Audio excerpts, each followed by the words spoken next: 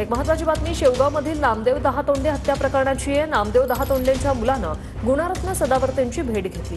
आम्हाला न्याय मिळावा, गौतम दहातोंडेंची सदावर्तेंकडे मागणी। हत्येप्रकरणी सदावर्तेंकडून फडणवीस, शिरसाट, राधाकृष्ण विखेंना पत्र। दहातोंडे कुटुंबियांची भेट घेण्याची सदावर्तेंची पत्रातून मागणी। आरोपींना शिक्षा झाली पाहिजे, एसआयटीद्वारे चौकशी करा, सदावर्तेंची मागणी।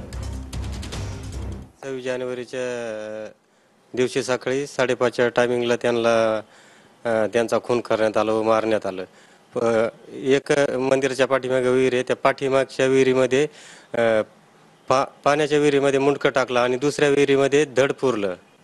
तर 30 तारखेला त्यांचं मुंडकं सापडलं आणि 31 तारखेला त्यांचं धड सापडलं।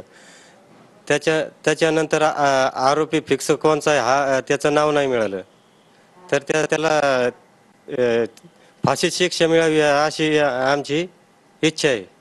जे अहिल्यानगर मधल्या बोदेगावामध्ये जे हत्या झालेली आहे, मुख्यमंत्री देवेंद्रजी फडणवीस, माननीय संजय शिरसाट समाज कल्याण मंत्री, ॲडिशनल चीफ सेक्रेटरी गृह विभाग, पोलीस महासंचालक महाराष्ट्र मुंबई आणि अतिरिक्त पोलीस महासंचालक PCR मुंबई मुख्यालय यांना आम्ही निवेदन सादर केलंय। त्या निवेदनामध्ये आम्ही स्पष्ट म्हणलंय SIT नेमण्यात यावी, फास्ट ट्रॅक कोर्टात निकाली देण्यासाठी प्रयत्न करावेत।